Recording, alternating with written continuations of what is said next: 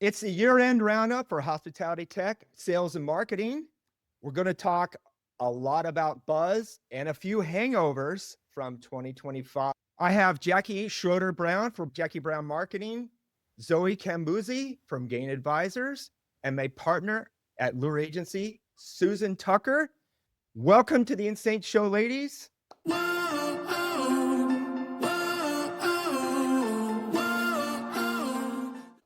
Thank you. Can't wait for this. We're going to jump right in right now and ask this question. Jacki, what gave you the biggest buzz in hotel tech marketing in 2025? Personally, the best part was going to High Tech and meeting Zoe in person for the first time and giving her a big, Whoa, all right. That was the reality. But honestly, nothing really stood out to me this year, Cory. Is that awful? In the past, there's been like something tell. cool or exciting, and I look around at, I don't see anything that really had a big buzz for me. I think I like to go back to the fundamentals and make content that resonates, but I don't know, reports, events, nothing really was like super exciting for me this year. That's a nice dose of, I think, simplicity and logic there, right? We're pulled in so many directions. I think those are wise words indeed. So, Zoe, how about you? What gave you the biggest buzz in 2025? Apart from meeting Jacki, which is very mutual, Huh. and all the other events I've been to this year, which has been a whole nother story. I think so two things. Generally in the industry, the thing that's given me the biggest buzz this year is seeing how AI solutions have really hit the market. Like, I feel this year we've moved on at light speed within our industry, like within the AI, between AI tools and then giants like Muse going on further acquisition sprees. It's just been this crazy, like, changeable, newsworthy year. So that's more industry specific.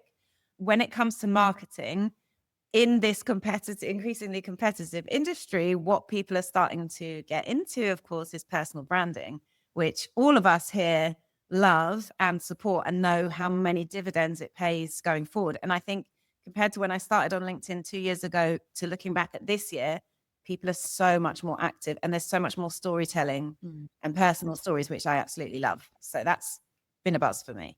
Wonderful. Those are great. Several takes there. How about you, Susan? Ooh, let's see. What gave me the biggest buzz in hotel? I think this year, maybe it's just been more like top of mind for us. But I really enjoyed seeing brands lean into self-serve tools and giving the user the experience that they want. We've been working with clients to create like ROI calculators and just helping them build out their resources on their website so that when a user comes, it's so easy for them to make a decision to book a call. And I look forward to seeing more and more of that in 2026. Wonderful. That is a fantastic answer. Leaning into Marcus Sheridan. Yep. Give buyers what they want, when they want it, including pricing, all of the self-serve tools. I could not agree with you more. Hands down for me, it's probably going to be no surprise, agentic search by far. It is literally flipping sales and marketing on its head. 80+% of what was sales is now marketing. And buyers are turning to tools like ChatGPT and doing the journey DIY. And companies, particularly tech vendors that understand this shift, are going to crush it and reap the rewards. Still buzzing from all of that. So that's a great first round, by the way, but it's not all hunky-dory, right? So with that buzz comes a lot of hangovers. So let's talk about some of the biggest hangovers. Let's start with you, Zoe, first. You want to start with what gave you the biggest hangover in 2025? Sure. And I'm sure this is something Jacki is going to agree on as well. The continuances. Okay, so it's a very crowded market, right? We just got the niches seem to be getting ever smaller and smaller, especially with AI tools. That's not to say that those niches are not valid or they're not valuable to hotels, but nobody is standing out. It goes a bit back to what Jacki was saying. Everybody is still doing their marketing in blue.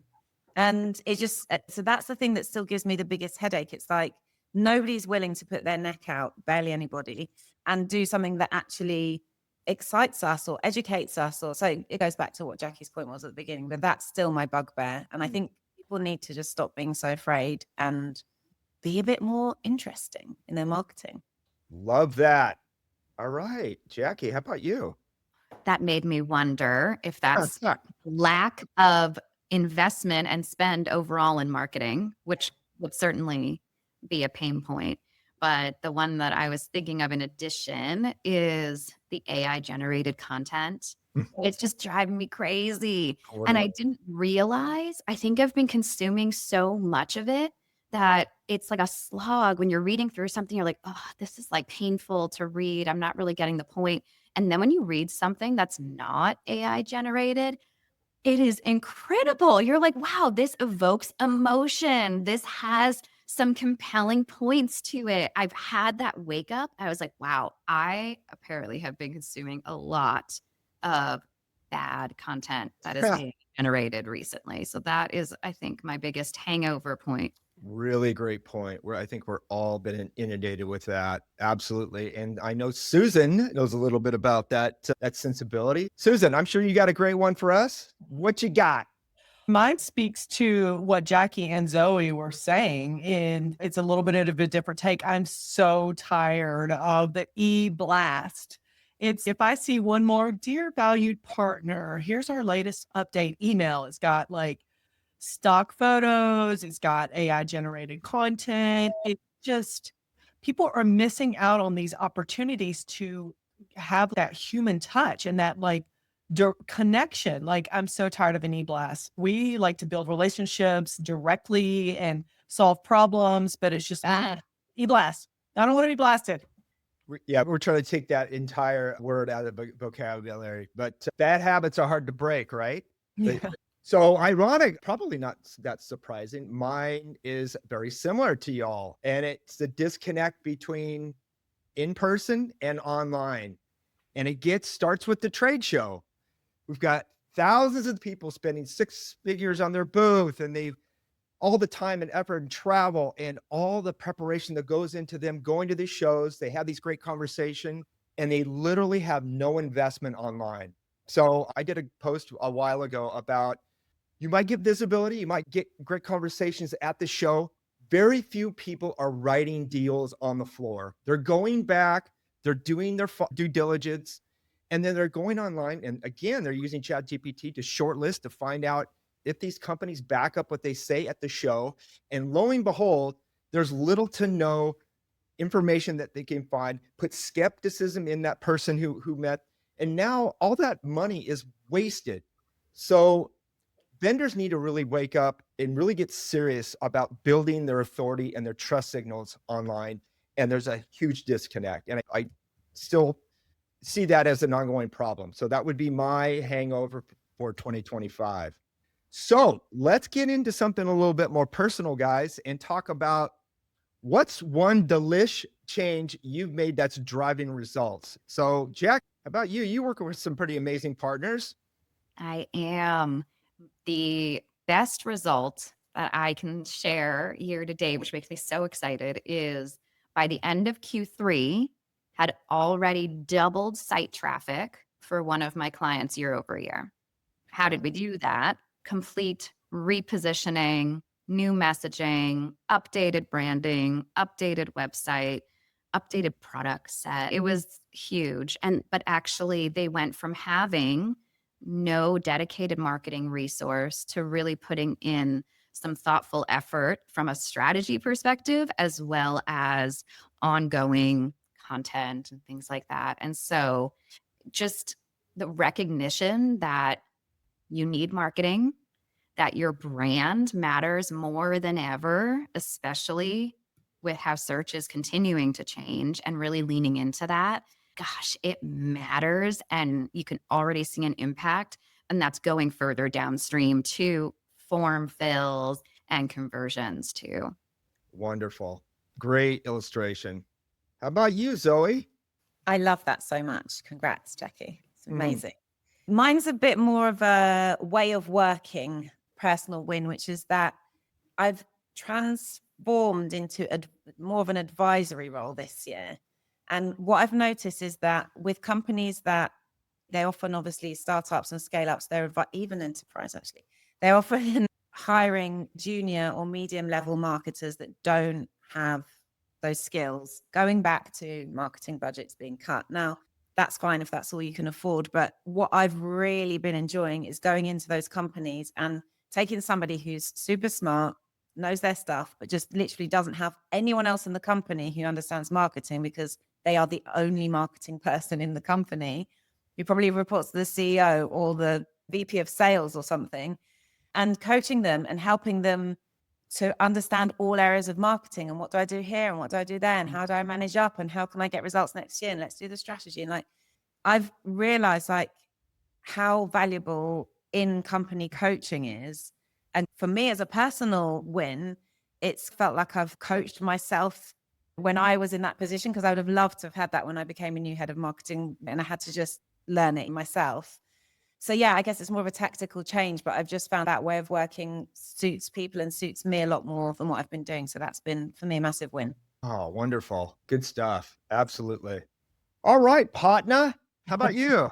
I'm not sure if I have as good of an answer as these ladies, but I know some things that we've been working on, and it's still a work in progress, is giving the sales team like confidence tools so that they can share in ways that don't feel pitchy. You know what I mean? We're working on custom GPTs that they can share with their prospects. We're working on other tools and resources so that they can do outreach. And it's not just checking in. It's, hey, we built this valuable tool. I thought it might help you find answers.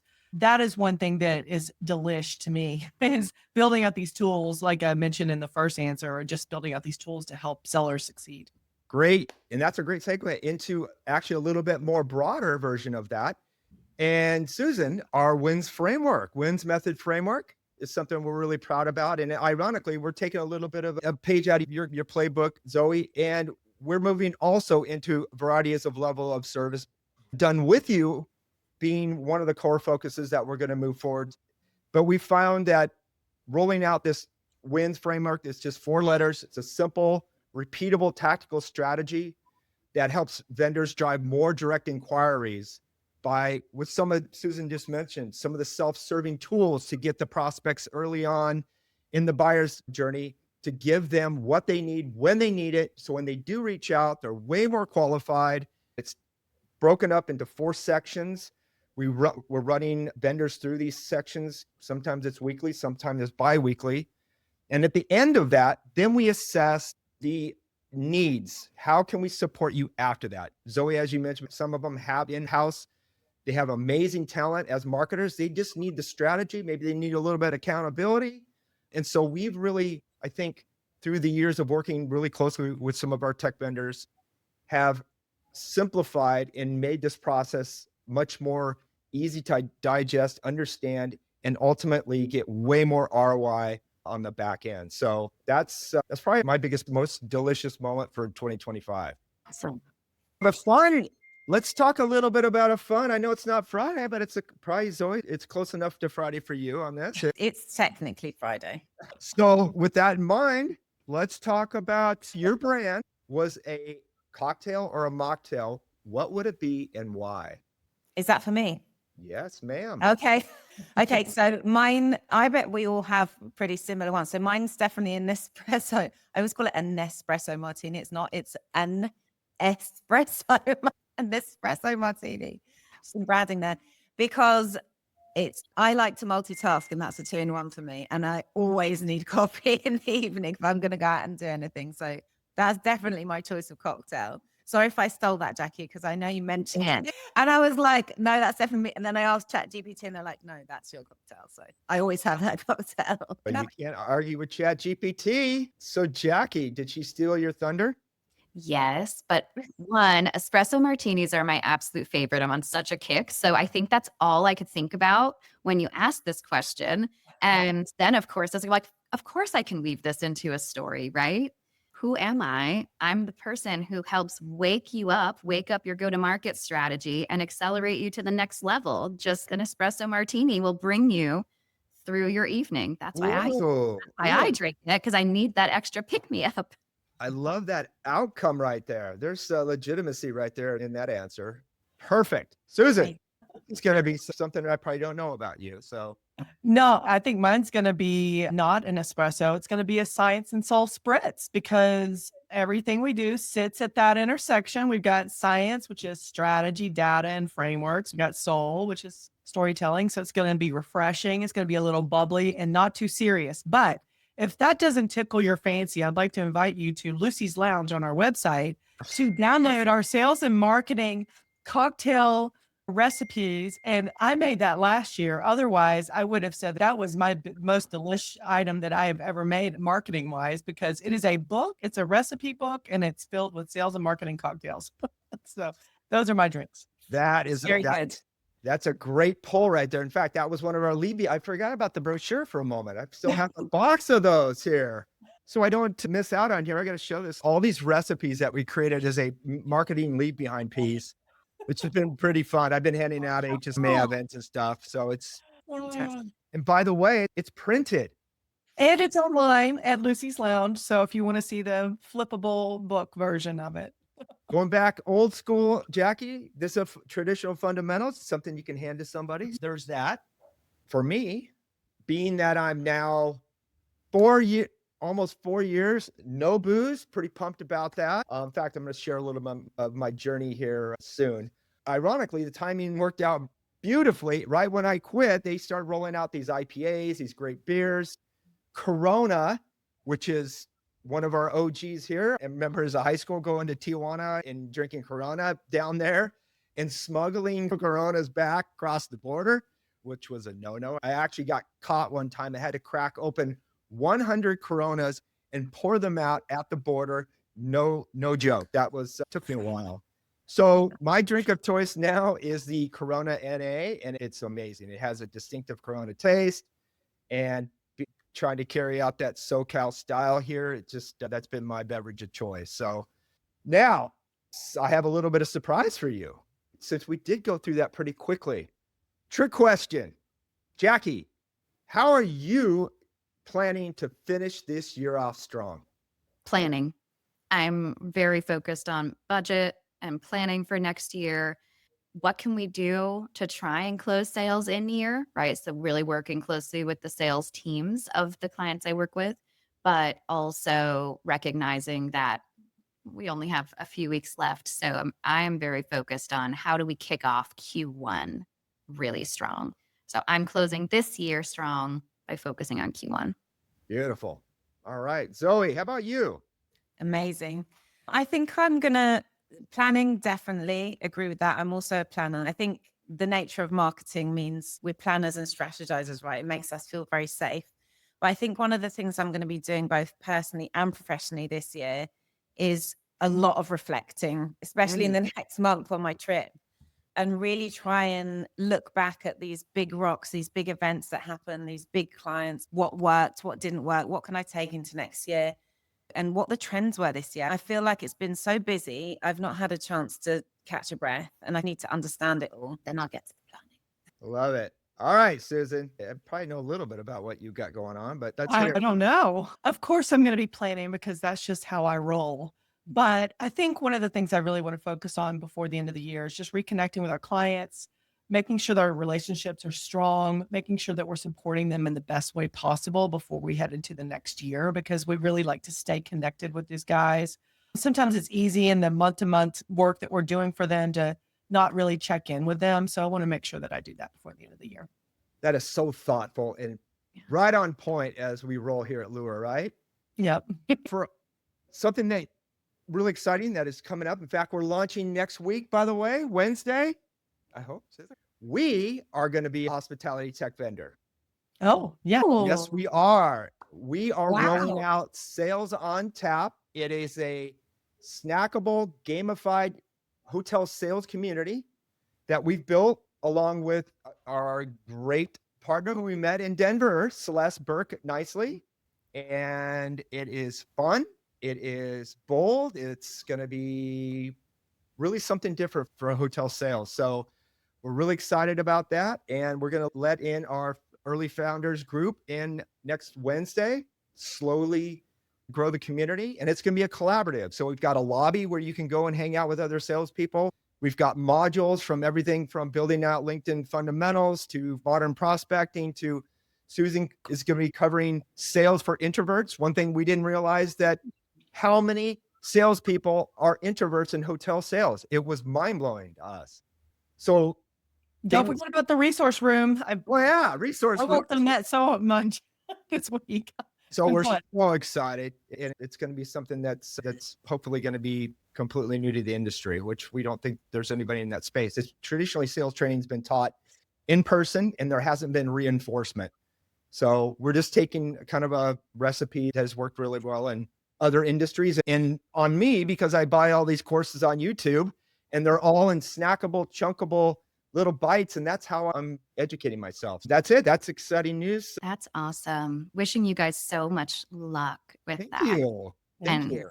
something you don't know, I don't think, is Zoe and I are actually launching a collaboration. What? Yeah, we've been working quietly behind the scenes, but this year we now have an official name, the Women's Travel Freelancer Network. Ooh. Oh, very cool. We have about 20 members currently, and it's been just so refreshing and helpful to connect with this group on a regular basis. So looking to continue to expand that going into next year. Oh, very cool. Congratulations, ladies. That's amazing. It's like breaking news right I here. know. Heard it first. And Happening. I invited you both. I knew you guys are friends, but I didn't know you were that great of friends. So that's awesome. There you go. You guys are the first to know officially. So yeah. Wow. I'm feeling very honored here, and that's amazing. So congrats, guys. So before we break, let's do a little bit of round robin. And Jacki, where can people find you? JackiBrownMarketing.com. And of course on LinkedIn, Jacki Schroeder Brown. Wonderful. And I'll see you a little bit later in the feed, obviously. Zoe? Always. You can find me on LinkedIn. I'm still an outlier that doesn't have a website. I know Jacki's always going, why haven't you got a website? I don't know. Just haven't got around to it. I'm fine. I'm a type B person. It will happen one day to the other at some point. So you can find me on LinkedIn. I'm always on LinkedIn. Come and find me. Come and talk to me always. There you go. I know you love the convos online, right? I'm still surprised on so many people just lurking in the shadows. I've met so many amazing people. I'm like, why don't you see what I see? Oh, I forgot my session of the Hangover. I find it so funny that a lot of people in hospitality tech, the only post that they do is that they're attending a trade show on LinkedIn to come see me when they could be talking to people online right now. So I always find that ironic. I digress. Susan, I wanted to throw that in there. Sorry. Well, you can find me at lureagency.com and on LinkedIn. And YouTube, we have quite a bit going on YouTube, Lure Agency in general, but you can find me on LinkedIn. Yes, YouTube's a sleeper still. It's I amazing. know. People don't understand. No, YouTube people. YouTube's Seriously. great. Thank you guys so much. It's been an amazing conversation, and you guys brought some fantastic insights and reflection on 2025. And I hope we can do it again really soon. So thanks for joining me on InnSync. Thank you. So Thanks so much. Have a great day, guys. Take care.